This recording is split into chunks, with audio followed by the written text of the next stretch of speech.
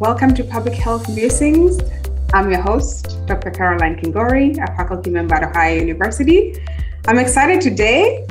We have an amazing, fresh guest. This is my friend, Dr. Virginia Githiri, and she'll be talking to us about health promotion and some of the things that she's been engaged in her journey in public health. I would like us to all welcome Dr. Githiri to the show. Yay! Hello, everyone. Thank you, Dr. Kingori and my friend. Thank you so much for having me. Awesome. And so a little bit about Dr. Githiri. She describes herself as an energetic keynote presenter. She's also an integrative wellness coach and life strategist and entrepreneur with more than 3 decades of experience. She's also a full-time faculty member at Indiana University, Bloomington, and she is known for her memorable presentations, engaging teaching style, and impactful communication. She holds 3 public health degrees, a BS, MPH, and PhD, and she also has an MBA in management and has held leadership positions in various industries. She also opened a small business, Popcorn Kernels with a Twist, which is a gourmet popcorn company in 2016. And in addition to that, she's a certified integrative wellness coach and founder and owner of Heal Thyself Well. She encourages consolidative strategies to motivate her clients to embrace and value a holistic lifestyle. So awesome to have you on the show, and I just can't wait to hear what you've been doing. It's been a while since we finished our PhDs, and every now and then we do catch up by text, but I'm so excited that today we get to talk about your journey and what you're doing. So awesome. Welcome to the show. I'm excited to be here. Thank you so much, friend. Yes, my dear sister. So let's talk about your journey. When did you decide that you wanted to pursue public health, and how do you stay engaged? So for me, I would say it was very early on. From a child, I always knew that I wanted to do something that had a health-based focus. And I think like a lot of young people, doctor is the easiest thing you think about, right? So I did pursue what we would call a traditional bench science degree in my bachelor's degree. Even prior to that, I was always excellent in science. I was in all AP classes in high school for the sciences and maths and all the things, and graduated with honors from high school, you know, the whole thing. And in college, after about 65 hours of math and science through organic chemistry, I became bored. I said, nah, man, I don't want this. So I figured out what I could do to still be eligible to sit for the MCAT. And so I fulfilled the requirements. But then when I was getting close to needing to make serious decisions about that, my mother had fallen ill. She'd been diagnosed with lupus in the 80s. And at that time, it was a systemic lupus erythematosus, or SLE, very severe. And so, of course, as a curious kid who loved medical stuff and science, we would go to the library. I'd be, in elementary school. I didn't go to the fiction books. I hated reading fiction, and I hated having to write book reports on that stuff. But I would go to the science and technology section all the time from a young kid. So I was intrigued, learned a lot about the illness that she had been diagnosed with. Fast forwarding to my undergraduate, getting close to graduation, and she succumbed to the illness. She had a kidney transplant, but subsequently passed away. And so I, not wanting to be too far away from my family, but also not wanting to have to get a real job, I kind of quickly shifted direction and applied for entrance into MPH programs. And so even with all of that, I've always remained in some type of public health-based something. Even when I worked in a private hospital in finance, it was still a hospital. So I've done a lot of community-based health and wellness type of volunteering opportunities. I've had a little program that I created and ran for a few years called By His Spirit, where I was encouraging women in particular to look at their lives and see what they could do to impact their life in terms of improving their health and wellness, with the specific focus at that time on weight. And so I've always done things that have been centered into keeping yourself healthy. And I think part of the precipitous for that was just going to doctor's appointments with my mom, understanding what she was going through, having my own interesting circumstances, from respiratory to fractured feet to broken ankles, sprained ankles, knee problems. So just there's always been a curiosity there. That's awesome, Dr. Githiri. And so I know you said that you've also worked at other health organizations, and I noted that between 2010 and 2015, you coordinated a program called Empowered. So enhancing minority partnership opportunities, working to eliminate racial and ethnic disparities. And this was funded by the U.S. Department of Health and Human Services. So talk to us briefly about that project and what kind of impact it has or continues to have in the community. So thank you for asking. It was a grant-funded program. I actually was a consultant within the Office of Minority Health in the Indiana State Department of Health. That's a lot to say, in Indianapolis, Indiana. And so I was a consultant for 5 years on that project. The responsibility, when I came in, the grant was funded. So of course I was paid out of the grant, but I did have responsibility of co-writing the grant each year to be refunded. It was a state partnership grant. And fortunately, every year we were refunded. Of course, it did require making sure the metrics were met, that the program outcomes were met as we stated that they would be met, or we perceived them to be. And so in essence, the program was extracted from guidance that we had, that we found a program that had already been established through I believe it was the Centers for Disease Control and I can't remember the other government agency right now, but anyway, we would say that would be called a best practice. It was something that had been used. There were a few agencies that had published reports on data and outcomes. And so we used that kind of as our curriculum and guide in Marion County, Indianapolis, Allen County in Fort Wayne, and Lake County in the Gary, Indiana area. We had partners who were trained to run workshops. And I believe the workshops lasted anywhere from 2 months to 3 months or something like that at a time. And they would come and just discuss what they were personally doing to ensure better health for themselves. There were very much guided curricula for the program. And so 1 week it might be encouraging people to use natural seasonings instead of so much salt. One of the really amazing outcomes that I can remember from the program were that there was a young man who was pre-hypertensive, and he did not want to be on blood pressure medication because he saw family members go by way of hypertension, coronary artery disease, diabetes, and all of these things. And he didn't want that. And so he took hold of that information and that recommendation about switching out salt for herbs. And he actually was able to testify that he was no longer pre-hypertensive. So outside of, obviously being an academician and doing those things, I love the aspect of community. I think it's so important. When I'm in the community, I'm not Dr. Githiri, but I'm Miss Virginia or Miss V. And I love that because it, to me, allows us to all be on the same plane, that we're all in this together trying to improve our health, especially when it comes to people of color. We know that we struggle, and I hate to, just being fully honest, sometimes I hate to have to bring up the statistics when I'm teaching, right? Because you just get tired of reading Black women are, the most substantial members or group of people who suffer with cardiovascular disease.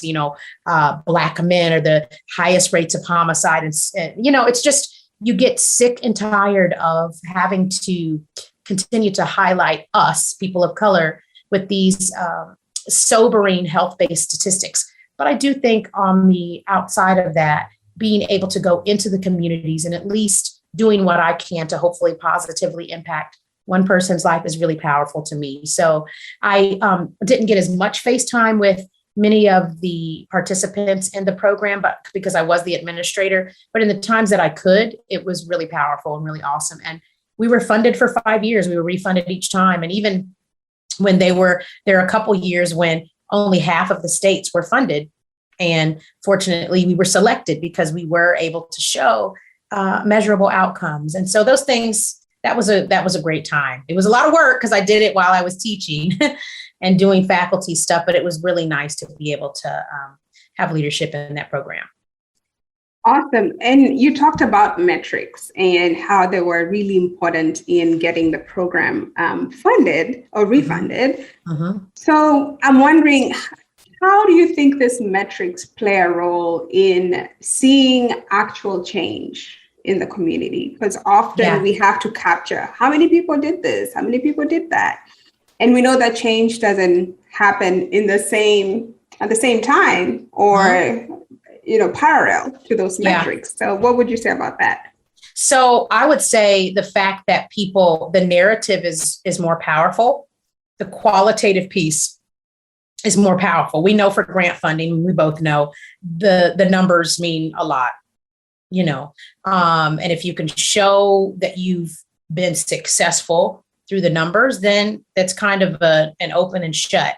But for the intrinsic value of success of the program, I think irrespective of being refunded, people's voices, the participants' voices that say, this really impacted me. I can give you a very concrete example. We not only had, the regular adult participants, that was the focus of the program, but we had children asking if they could have something to do, if they could have their own thing. We actually also added a full Spanish speaking part of it in Fort Wayne. And so that to me, outside of the blessing of being refunded, were the stories of the people who actually, their lives were actually changed. And we were able to see that and speak to that.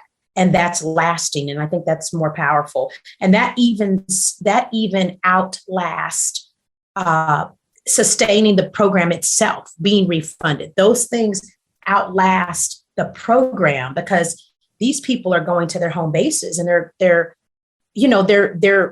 continuing on in those good behaviors, regardless if they're participating anymore. And so, I think it's the people's voices.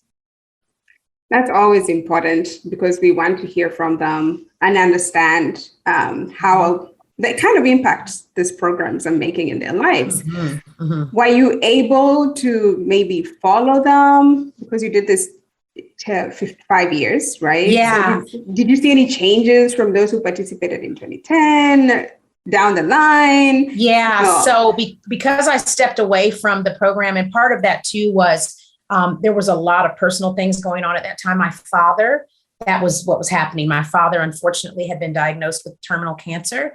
And so my focus and my attention shifted so much so where I actually stepped away from the program because I realized that I needed to breathe a little bit. As his eldest child, so my mother passed away when they were coming on to their 25th year of marriage. And my father never remarried. And so she was 46. My father was a few years older than my mother, but my father died at 70. And so he never remarried. He did have, a friend, a long-term friend, but I was his medical power of attorney or his medical point person. So it really was a lot. I was flying back and forth to Texas every 2 or 3 weeks, still teaching. So I had to make the decision to pull away from some things. And just as a side note, talking about wellness and knowing when you do need to pay attention to yourself, this was also a time when I stopped teaching summer classes. So I stopped a lot. And if you heard what I just said, I stepped away from my consulting, which was a substantial stream of income for me. And I stepped away from teaching summer classes, which was another substantial stream of income. But I had to do that for my mental and physical wellness. I just couldn't. All money's not good money, and we all need money.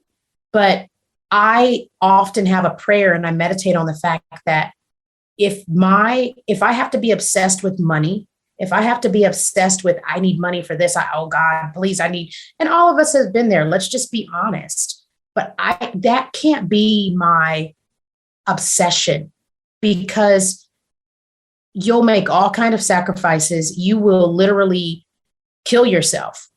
You just will, if that is your goal. So so that's a long way to answer your question, but no, I actually personally did not do follow up after I left. So, unicorns, rainbows, we would hope that they're still, engaged in good health behavior, but I don't know. I don't know, because I did, make a clean cut and step away. I still am really good friends with the director of the Office of Minority Health, and we communicate often and regularly. But in terms of the program itself, I'm no longer part of it. And understandably so. Wellness is critical. We know that when we have to take care of our loved one, that does impact our lives as well. And I wanted to segue now, speaking of wellness, you are a coach, wellness coach, and you are a certified integrative wellness coach, and then the founder and owner of Heal Thyself Well. So let's talk about that. What does an integrative wellness life look like? Yes. So the reason why I actually took certification in that program, I paid for it. It's an accredited program through New York, but I did enroll in a holistic program to get an additional certification that focused on different centers of wellness. And so we often hear the term holistic or holistic, HOL or WHOL, however you choose to embrace that definition. But wellness is not just physical wellness, right? I mean, for example, when I was 19, I was more concerned about having a certain look to my body. Now I still got a banging body. Let the people in the back know. Okay. But I was going to go there. But my focus is different. Whereas I was more concerned with, maybe how I looked in my jeans and was my stomach flat. Now, can I run a mile, right? Can I pick something up really quickly if it drops onto the floor? Can I pick a baby up? Can I reach over in my vehicle to the back and get something from the back seat? That's, to me, understanding those shifts as we age in wellness. That's part of holistic wellness. Understanding that, yes, you need to be concerned about your finances. You probably should think about a budget. You probably should have a financial planner, but that can't be your obsession, right? So balanced financial wellness, emotional wellness, allow yourself to cry, scream, cuss, pray, meditate when you need to. It's okay. Do you have a counselor, a psychotherapist that you talk to? Hey, I do. Yeah. Dr. Githiri, I believe in that. I believe in Jesus, counseling, take a sip of cocktail, whatever you need to do, all of the above, friends, all of it. Yeah. Write it down.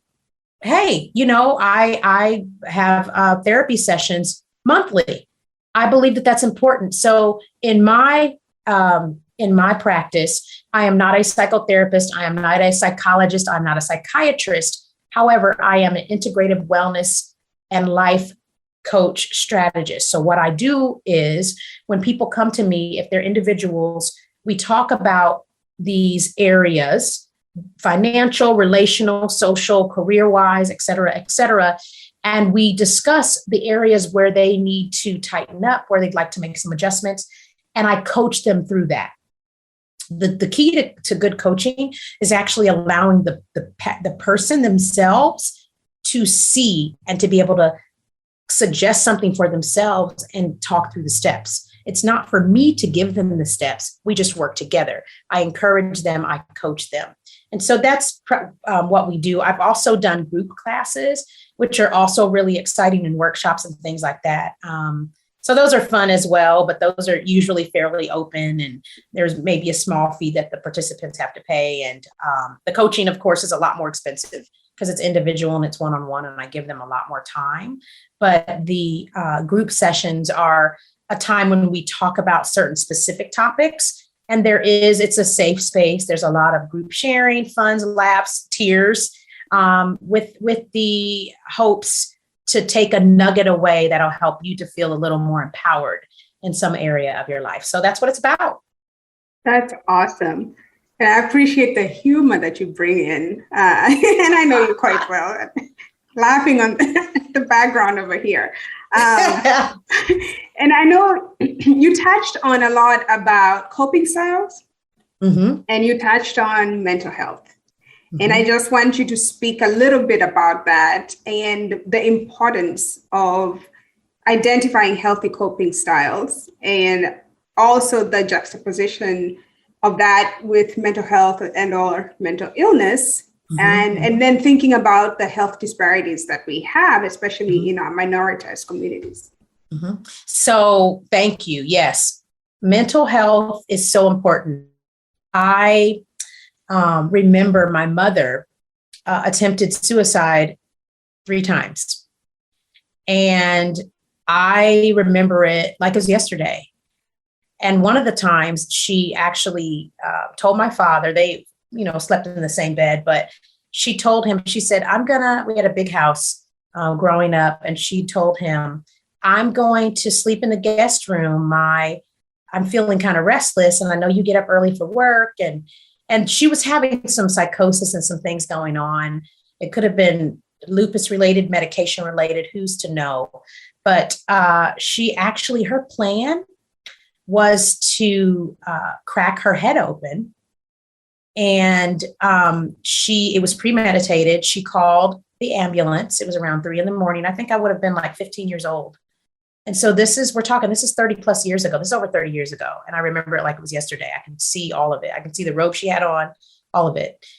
And so she took a big rock from our driveway in our country yard, and she hit herself. Well, all it did was knock her out.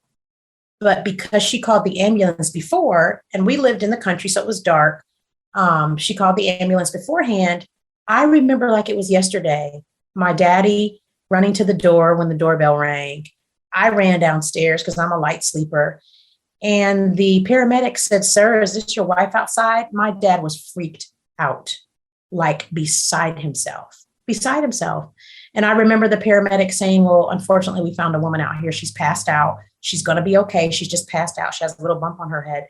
But it was just a lot for her, going through this disease. And I mean, my mother was a person who scriptures were her like power thing. She really believed in Norman Vincent Peale's writings, The Power of Positive Thinking. But everyone has something. And whether it was due to medication or, the illness itself, those moments of psychosis, those moments when whatever that voice said, just ended. She believed it, right?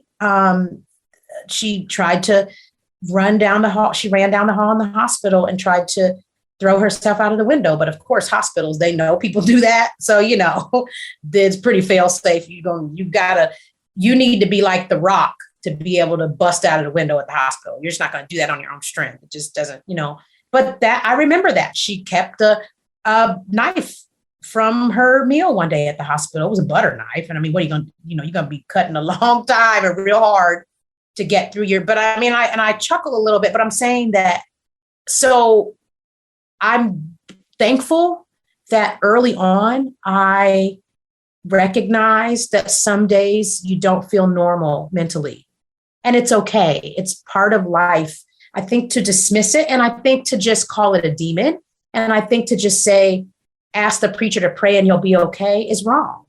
I think you can do those things in combination. I love Jesus. I'm a regular attender of the, place where I go in town. I sing, I do all the things.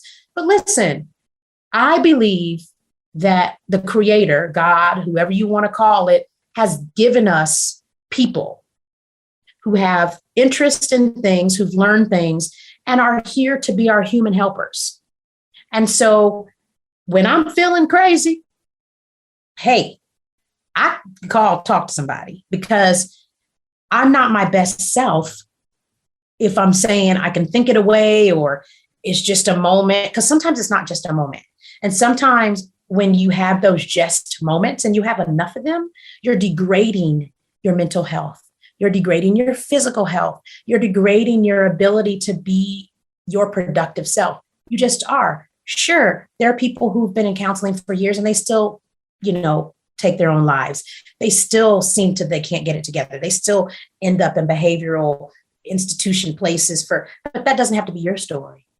So, I think for us, I do appreciate the fact that it seems that in the last several years, especially post-COVID, like post the pandemonium of COVID, it seems like more people of color are speaking out about secure your mental health. I mean, I tune into a lot of the popular podcasts. I won't name them necessarily, but some of the popular urban type podcasts I really enjoy.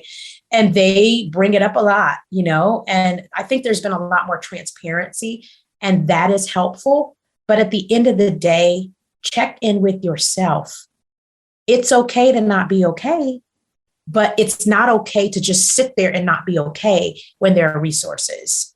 And so it's just my hope in all spaces for all people, regardless of who you are, that you're just transparent with yourself and seek out resources. Because it's important. I do that with my students.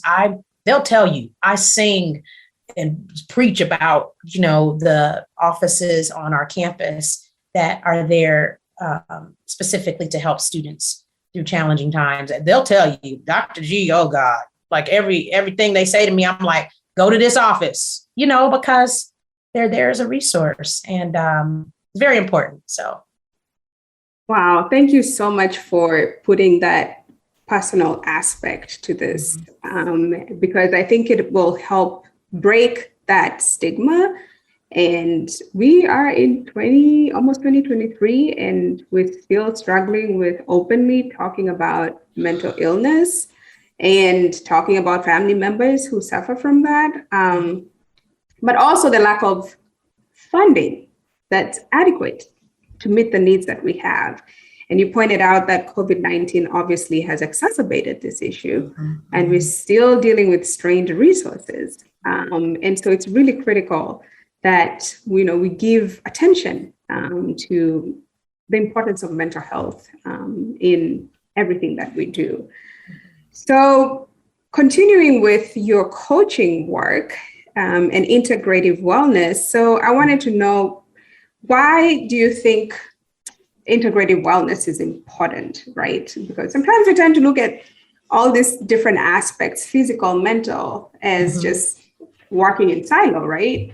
But as WHO has, told us since the 60s in the definition of being well or being healthy, that all these parts are intertwined.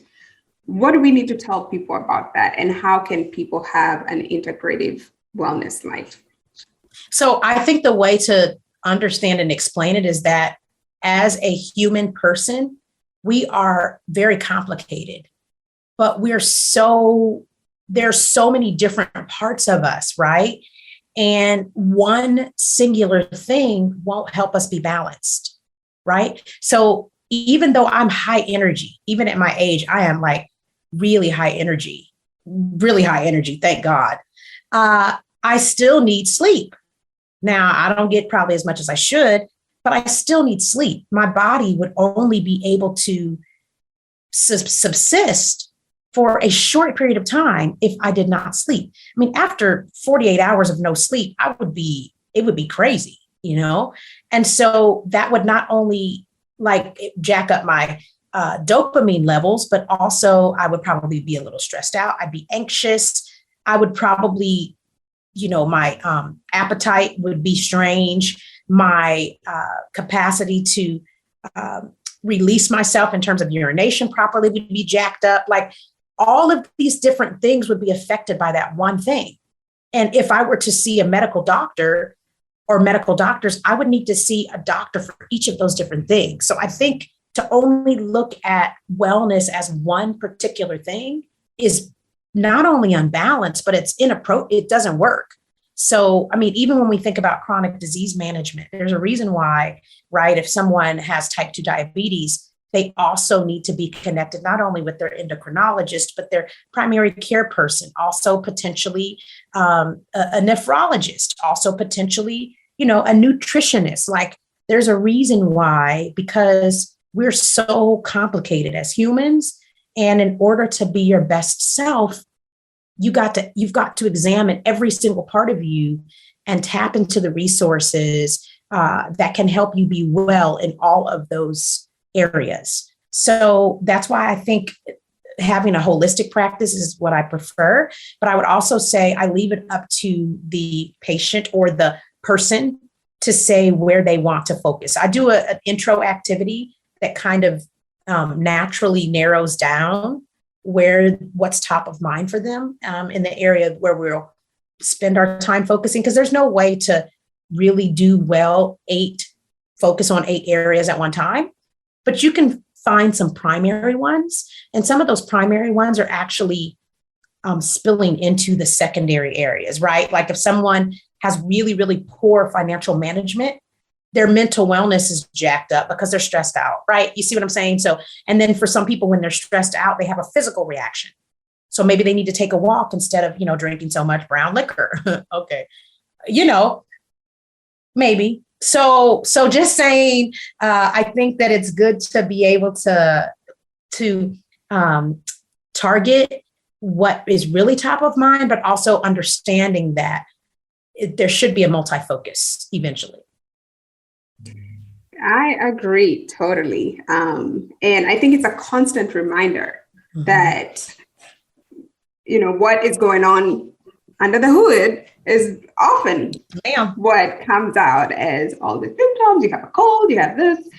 And you and I know that with our high stress lives, with, just being professors and then add everything else that we do, we're in a constant state of stress. And so it's important that we look at the wholeness, as you will, as you've said, that integrative aspect of our lives, and not just the medical part, but, adding meditation and prayer, like you said, and other things that would potentially make someone's life more wholesome. So, now you have, these degrees, you are a wellness coach, so many professional hats. You write and record music, Dr. Githiri. You teach at Indiana University School of Public Health. Tell us more about, and then you have that popcorn business. Talk to us about how you decided to do all these things, right? You give us that journey of how you got into public health, but then now you have business, right? Now you're coaching and all these things. Like, what's your motivation, and how did you decide to do all those things, and how do they interrelate? So I would say the interrelationship question I'll address first. Really, singularly, they interrelate because I love entrepreneurship and I'm an independent pathway. So that's actually why I even chose to be in the academy, because there is a lot of, there are rules and structures and things like that. But for the most part, there's a lot of latitude, right? We know that. And so my personality likes freedom and flexibility. Some people like a lot more structure. You come in at 7:30, you leave at 5. I've never been that girl. I'm like, if I'm coming in at 7:30 and I'm done at 9, I'm leaving at 9, so, okay. And so, for me, I think being able to kind of carve out my own pathway, but challenge myself to be outstanding and excellent in what I'm doing makes me like hyped up. So that's probably the only way that it relates, I would say, is because I think everything that I'm doing for the most part is fairly entrepreneurial. I would also say, though, maybe if I talk about how and why, the why is because I want to leave this earth, however we leave, to that next step that none of us know anything about, because if we're here, we're not there. I want to leave empty. I believe that we all have gifts, callings, talents, whatever you want to call it. And I can tell you for sure when there's something that's gnawing in me to do and I don't do it, I'm disturbed. I'm bothered. My spirit is like, oh my God. And I can't run away from the feeling. So I live to be able to fill the world up, but I want to die empty. And I think that's what drives me. It's just innate in me. Now, maybe, I know there are people that are like, girl, I'm concerned you don't get enough rest. But I'm like, I'm still walking upright. So I think I'm okay. I'm be all right. And the thing is people can look at you and like I've had people say looking at me makes them tired. And I mean, they say it in an affectionate or loving way. But I think we're just different personalities. And so I understand the energy that I've been given is for a reason. And I can't help but to do what I do and be who I am, because that's who I've been called to be.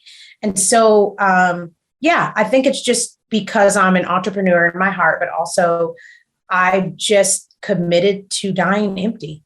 I think I would be living beneath my privilege if I did not dispense what I believe to be the gifts into this world as we know it, and operate in my callings and my destinies. And so that's why I do what I do. And I think that's how I can do it with joy. Some things I've gotten into, I'm like, wrong choice, making a different choice. But, I think for the most part, I've chosen pretty well. And one thing about me also, when it's time for me to go, I'm like, I'm not apologizing. Hey, I've stepped away from jobs. I've stepped down from committees. And I'm like, there's no questions that you need to ask me because I don't have any answers. No is a complete answer and a complete sentence without explanation. And so is yes. And so I think for me, it's just trying to be sensitive to where I should be in what season of my life and honoring those promptings. And that's how I live my life. That's awesome, because my next question was, how do you strike a balance? But you've said it, you know when to quit, you know when to say no, you know when to take a break. And your energy. And I think that really makes a huge difference. And before we started recording, we talked about how sometimes we might feel guilty when we have some downtime, especially people like, again, you and I, who have so much energy. We like going. And we feel like we have to fill every part of this, this space, our time, with something. And so having that ability to say, I need to stop, or I need to take a break, I think makes a huge difference. And I think that's part of your message about wellness, right? It is. And that's the thing. I mean, part of and I would say probably it's been in the last decade for sure, but I have included also as part of that equation, complete rest. For me, it wasn't as much as guilt as it was, girl, you need to, Lord have mercy, it's stuff to do. But, I think it's part including rest, right, as part of that equation, as part of the requirement, right, has been so revolutionary for me. And that's why, like what we mentioned before we started recording, about how I was so gleeful to take all of my stuff back to the campus, the stuff that I, was working from home in my home office, grateful to have the space because I realize everybody doesn't, grateful that I could still, maintain employment and work from home. Tremendous blessing to be able to do that. However, I was like, I hate it here. And I mean, I love my home, and right. It was an office. I didn't have to worry about kids screaming around, dogs running. If I needed like complete silence and isolation, I could close the door, right? I mean, it wasn't like I was distracted, none of that. However, I just felt like my sanctuary was being violated at a certain point, I'm public, but I'm very private. And I want to be able to, if I just want to sit in my house, and stare at the wall, that's part of my balanced time. If I would just want to, eat popcorn all day and watch sitcoms from the 70s, that's my balanced time. So I was feeling like some of that was being stolen away from me. It wasn't as easy for me to, divorce myself from Sunday. If I go to church, on a certain Sunday, come home 12:30, I'm on the computer answering emails. No, because I had gotten so far away from that finding myself sneaking back to that, I was like, oh, nah, man, nah. So I'm glad that I, took the stuff back to the office, and oh my God, I feel like I've restored peace in the world. And we want that peace restored for sure. Yes, it's important.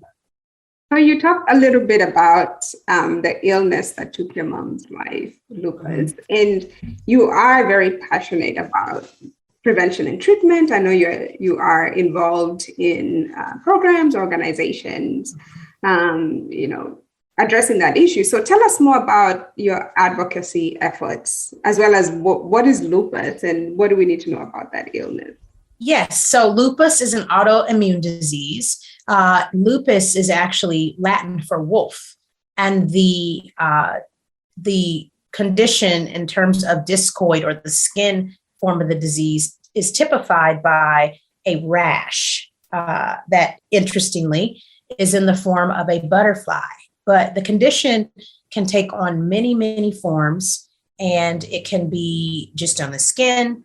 It can be drug induced. In terms of the types, like discoid, or what I said my mother had, SLE, or systemic lupus erythematosus, it is the severest form of that autoimmune disease. So if you know what an autoimmune disease is, like HIV, your body actually sees disease as something that's good, sees viruses, illnesses as something that's good. And so your body's capacity to fight things off, that someone that would not have a low capacity immune system, for someone that is immunocompromised, they can't fight off anything. So oftentimes, someone with lupus, similar to someone with HIV, if they get pneumonia, that could take them out because their body just doesn't have the correct immune response.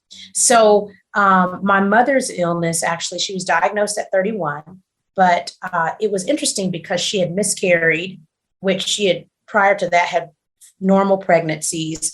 I think she and my father were trying to have another baby, hoping for a boy, to give my brother maybe a boy child sibling, because my brother's the youngest. He's 7 years younger than I am. So, but anyway, she had miscarried. And so that was odd because that hadn't happened in her prior pregnancies. And then there were strange things that were happening. So she was having significant joint issues. And then her blood pressure was out of control. And subsequently, she ended up having, there were other things, but subsequently, she ended up having seven of her major systems impacted in some way. Out of the 11, we have 11 major systems in our body, 7 were impacted. And so ultimately, she ended up having end-stage renal failure. And, as I said, she got a cadaver kidney, but only, sadly, she had the kidney for less than 2 weeks and coded, and she didn't make it. So, I remembered as a child her going to support group meetings with the Lupus Foundation of America, Indiana chapter, and she went in Fort Wayne, and I would go with her sometime. And again, as a curious child who's always been interested in health and medicine, public health and wellness, I went with her. And so I remembered that. And as an honor to her, I wanted to honor her legacy. And so I was approached about being an executive board member of the Indiana chapter, Lupus Foundation, talking about things full circle. And so I functioned in that role as the education director in the board for 3 years. That was a little while ago, so I did step down, but I have done, when I have the time, walks. Of course, I'll donate. Some of the things I would like to do are some of the advocacy trips to DC. I'd like to hopefully do that one day soon, but I think that organization is a really great organization. They provide not only education and training through seminars for patients and their families, but also connect patients with proper practitioners, medication trials, all sorts of things that can be really, really helpful. Because when, a patient and their family, their partners, their spouses, people that they're connected to are going through a critical illness like this, it can be scary. And so advocacy groups can be very helpful. And I'm here for it. So. Awesome. And again, my continued condolences for losing both your parents. That's never an easy thing especially with such illnesses. And my heart goes out to you and your siblings. And, we continue to support you and stand with you. And as we wind down the podcast for today, I just wanted to know, what are your moments of introspection throughout your life to date? I would say a big one, I pointed it out a little bit earlier, but a big one for me is really giving myself liberty to say no and just take a rest. I've always been great at saying no, great at saying no. I've gotten more refined and a lot more professional at it as I've aged. Right. And I'm so proud of that. But also I would say taking a break. That means different things to different people, but taking a break and understanding the critical need of that as a moment of introspection. I think in terms of what I would say physical activity and physical fitness means, I love physical activity. My dissertation focused on it. Like I have done work and research and projects and studies in that area. I'm always captivated by particularly physical activity in women and just how that's looked over the years with acceptability of girls in sports and Title IX and those types of things. But I think some other moments of introspection for me have been shifting from physical activity, meaning the way you look, like looking like Beyonce, or, looking like somebody a little more fluffy who can outrun somebody that's 100 pounds. Right. And so that I think has been really powerful for me. I mean, I've people that really know me intimately know they're probably like, you've been like that all your life, which I have. But as I've gotten older, it's just a lot more cemented. Like, yeah, it really is a thing. I mean, it's fine. Having health is to sit here and say that I'm my age and don't have major medications. I mean, I inconsistently take a couple vitamins. It's tremendous. It's not a brag. It's a blessing. I'm so grateful. And that's because I think that I take my wellness seriously. Don't do everything right. I like chips a little too much. Although I was successful with my no chips march. Now I have backslid a little bit. Don't judge me, friends. Don't judge me. But just saying. But it's like, I think those have been introspective moments for me, understanding that I can give what I need to give to the world as part of who I believe that I'm called to be, but also that I matter. And so those moments of introspection are very much self-focused in a way that improves my life so that I can continue to, highlight and lift up others. So, yeah. Awesome. I'm so excited that you were able to join me today with your busy schedule, and just to let the listeners know that we go way back. Yes, we do. Doing our PhD programs at Bloomington, and crazy. my 3 years there could not have been anything better. Until I met you and the awesome cohort that we had. Yeah, it was amazing. It was amazing. And that social support that we provided for each other, because it's never an easy journey doing a PhD. No, but just going through life. I quit in my head. Carry the one. I quit about 26 times. I was like, this is dumb. Right. And we had to do it. But right. We did it. We did it. We had to do it in 3 to 4 years. Yes. And we had wellness at the forefront, laughter, yes, cocktails. Oh, prayers. Yes. Good times. Good times. Even when statistics was crazy, good times. Good times. Right. Good times. So it's such an honor to, again, continue seeing you thrive in what you do and to host you on my podcast to talk about health promotion and wellness and all the other things that you're doing. But just wanted to ask you to plug in your business, and tell us again, why did you decide to go into popcorn? Yes. So thank you. And the same for you, darling. I'm so glad that we got to get together. Thank you. I feel honored that you reached out and asked. And of course, the answer is always yes for you. So thank you so much. It's been an honor. And yes, so popcorn. I founded it. I started it originally 2007. Wasn't the right time. It's okay. The idea kept gnawing at me. Started back up 2016. So I consider that kind of our real founded date. But anyway, I just love popcorn. Saw a gap. There wasn't really any freestanding gourmet popcorn shops in town. So I said, I'm going to start it. And so I looked into what I needed to do. Became a tenant in a commercial kitchen. And just kind of watch the thing scale and grow. And so it was a tremendous sacrifice. I gave up a lot. I'm not going to say I lost a lot, but I'll say that I willingly sacrificed a lot because I just felt like the business was supposed to thrive and go. But sometimes it takes our elbow grease. Sometimes it takes effort. Sometimes you have to eat ramen noodles, for a couple of days, for a couple of years, a long time. Saying, but anyway, but it was in my spirit. It was in my heart. I knew I needed to do it. And I'm so glad that I stuck with it. We've continued to be able to scale slowly, but it's okay. We've gotten more visibility, recognition. We are the popcorn producer for IU. The executive chef of IU approached us a few years back. And so we fortunately we do the popcorn for catering.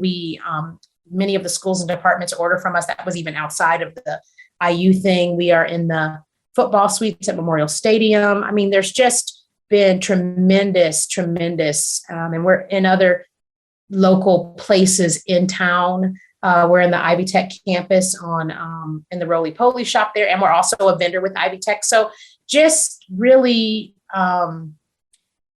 you have to stay with it. Nothing happens overnight. I mean, the thing about a one hit, like someone that we see as a superstar, what we don't see is the build.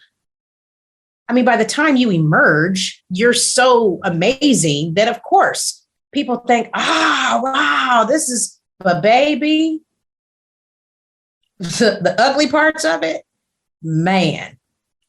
Listen, I'm not going to be a Debbie Downer today, but I will tell you, real life, true story. There were some times, there were some dark days. And talking about wanting to quit the PhD about 26 times. Listen, I stay quitting the business. I'm like, y'all want it or not? Because I'm firing myself, Right. But I'm blessed to have amazing supporters, customers, word of mouth. They are incredible. My team, my managers, Fred, Shay, Araya, Shalonda, people who worked for me before, even now, incredible. I am so richly blessed that I've been able to have people on the team who love the product, who champion the product, who believe in excellence, that they're so good. This is the truth. Sometimes I forget I have a business. Like, I'm serious, because God has just blessed me. I'm just going to put it out there. I think if you put goodness out, sometimes you don't feel like goodness is coming back, but just keep being good. Just keep being the best version of yourself you can be, because eventually what you need is going to come. But you can't be good on Tuesday and then be like, screw it, because and be flip-flop. I mean, do your best to be the best version of yourself that you can be every single time. Show up every day. And I promise you, it's going to work out. Like, I'm not speaking from something I read in a fable book or some motivational book. This is the life I live. And so I'm telling you as a testimony, I'm not special or unique, but you've got to be consistent and you've got to keep at it. I mean, 2016, it's 2022. That's a lot of years. I don't feel like doing the math. It's Friday, but I know it's a lot of years. I'm saying.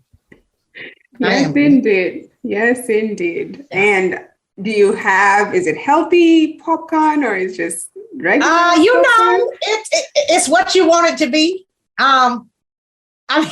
No, I would say if we rank popcorn on like snack rankings, it's pretty healthy because popcorn's a whole grain and it's naturally gluten-free. Now, when we get into some of the decadence that we add, like for instance, our caramel is a top seller. It's handmade. We do have a vegan-friendly caramel, but our classic caramel has real butter, real brown sugar. It does have corn syrup that's not high fructose and sea salt. It is spectacular. It's not low calorie. It's not. Don't trick yourself. It's delicious though. Cheese, real cheese. We've got candied popcorn, but we also have savory like dill pickle that are much lower in calorie. Still a good savory snack. We've got stuff that's pretty hot, buffalo cheddar. So it really depends. We've got people that have variegated taste. We definitely at any given time in the store probably have between 15 and 18 flavors, but we've got over 30 flavors on the website. So that's wonderful. So speaking of website, if people wanted to get in touch with you. Thank you. You have your IU address, you have your business address. Where do they find you, Dr. Githiri? Yes. So let me see. I'm on Linktree, but I don't know. Actually, if you go to drvirginiagithiri.com, so DR and then VirginiaGithiri.com, you should be able to link to much of what I spoke about today. I think that will probably be the easiest way.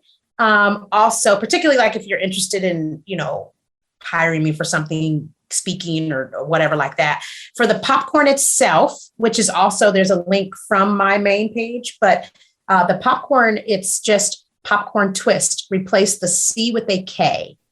So POPKORN twist.com. Yeah, so that's it. And I'm on IG at, I think Dr. I don't know. You'll find it. Good luck. Yes, indeed. And you are on Facebook too. Yes, you can connect to my socials through, I think, my main page, but yeah. Awesome. It has been such an honor and a pleasure to see you, and you still have that awesome, good sense of humor, and to be able to talk about all these things and how they really interrelate with, public health and your journey, just to see how rich it has been and continues to be, and glad that you have this amazing support despite losing your awesome parents. So we're all here, sisterhood. Yes. And I'm so excited that we'll be able to catch up again later. We're always like, we'll catch up. But at least we got a little bit of this done today. Yes, we did. This is exciting. So thank you to the listeners, and subscribe, and we'll be looking forward to having you and getting another host for the upcoming month. And so it's exciting, and we'll talk to you again, Dr. Githiri. Thank you, Dr. Kingori. Thank you so much. Thank you. Good to see everyone. Thank you for tuning in.